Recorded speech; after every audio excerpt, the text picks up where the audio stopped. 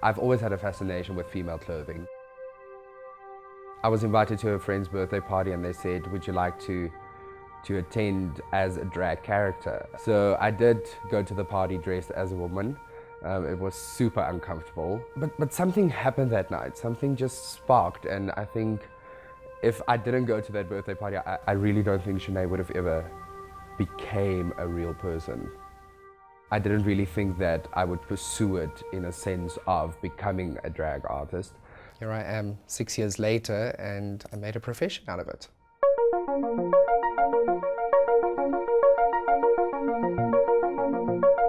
The first time I met Shenay was actually at our university. We studied at the same place. She studied drama while I studied musical theatre.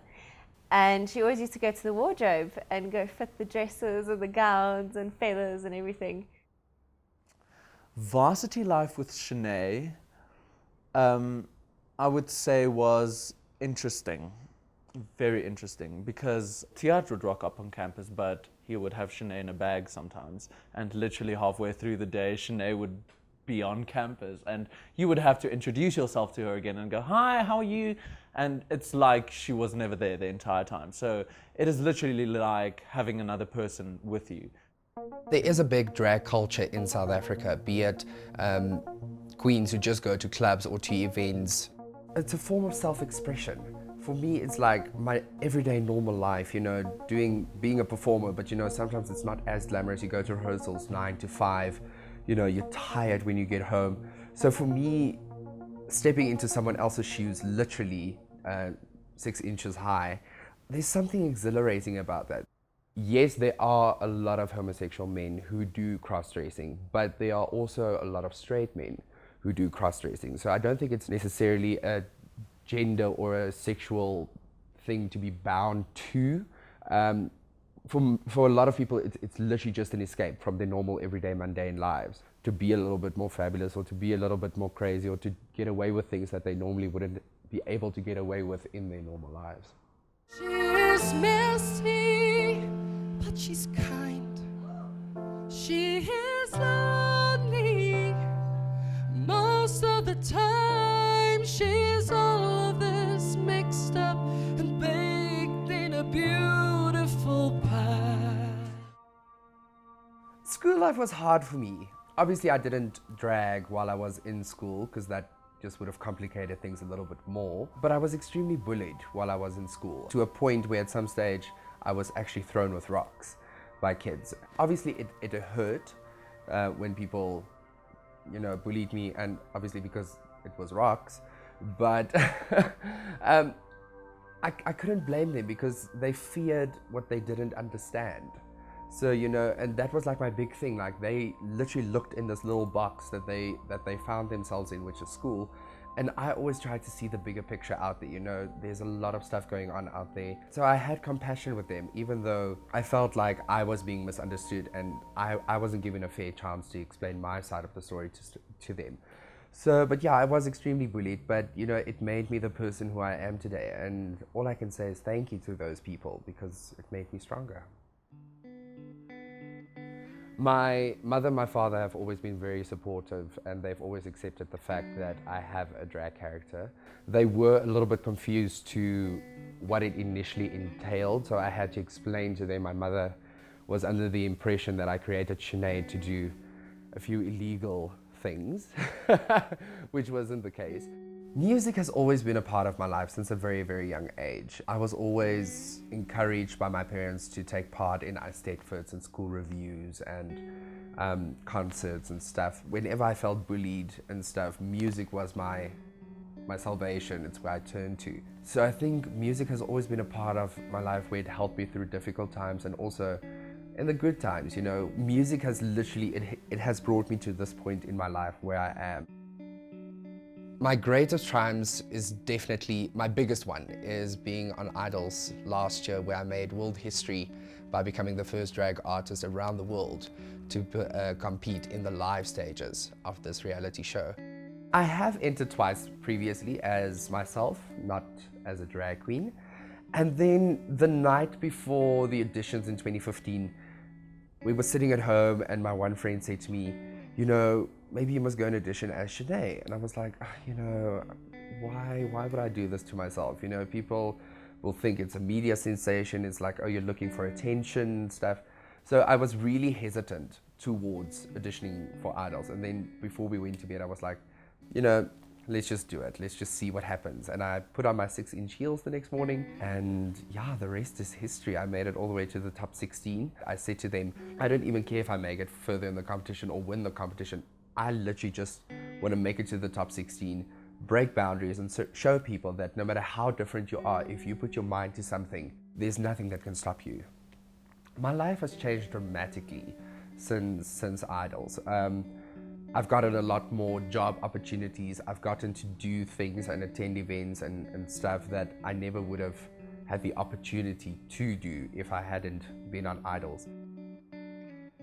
Another one of my greatest triumphs is to be signed to an agency as a separate brand or as a separate person, as to from Thiart, who actually created me.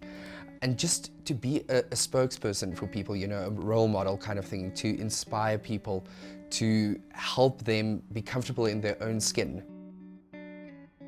The thing that inspires me the most about Shenay is her honesty and her truthfulness. The thing is, okay, like everyone wears masks, now Shenay doesn't, which is ironic, I know. Just like Thiart, Shenay also, she has emotions, and she can get very angry and very happy and very excited and very sad. But her way of expressing those emotions are completely different from how Thiart expresses his emotions. And there's something very truthful about Shenay and how she expresses her emotions. Honestly, I would say that Shenay has more character depth than most people I actually know. For the big one, for the big job, I'll be your last love, forever lasting, you me. That is what you told me. I'm giving you up, I'm forgiving all. You set me free. And my love to you, treat her better. We gotta let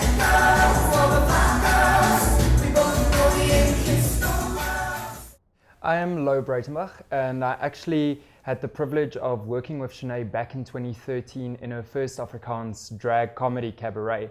And it was so interesting because most of our audience back then was unfamiliar with the term drag or what drag artistry is, and Shenay captured them in the palm of her hand.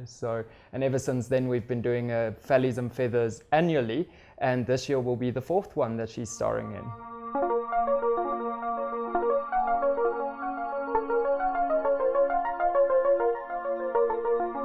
One of the big things about being a drag queen is your makeup always needs to be on point. So yeah, it does take a lot of my time to make sure that everything is in place as it should be. Shenay, she's a hoot, so I think we have a love-hate relationship when we work together. We are very hard on ourselves. She's very strict, sometimes very down to the point, but she's so wonderful to work with. Her personality shines through in everything she does, and she has an absolute love for her craft, and that's what makes her so fun to work with, because she brings out the best in you, and because she's so fearless, she allows you to be fearless as well. Whether there are 10 people in the audience or 1,000 people in the audience, you always give it your 110%, because those people that came to the event came to see you. So you need to give them, you know, their money's worth. So no, that's not even debatable. You always have to give your best. A drag queen is literally a male dressing as a female for entertainment purposes. It started way back in Shakespeare's time when females weren't allowed to perform in stage plays. And a transgender is someone who feels uncomfortable in their own body and takes the necessary surgical steps to correct it, be it male to female or female to male, and literally becoming a different gender. So that is leaving your old gender behind and becoming a woman or a man to fit the personality and the gender that you feel on the inside. Oh, there's a lot of challenges that I've faced being a drag artist. One is finding shoes that actually fit. But no, the challenges is kind of educating, you know, the public out there, getting that message across, you know, that you're not some other strange alien from another planet, can sometimes be a bit challenging. But, you know, I've never stood down for a challenge, so I'm always up for it.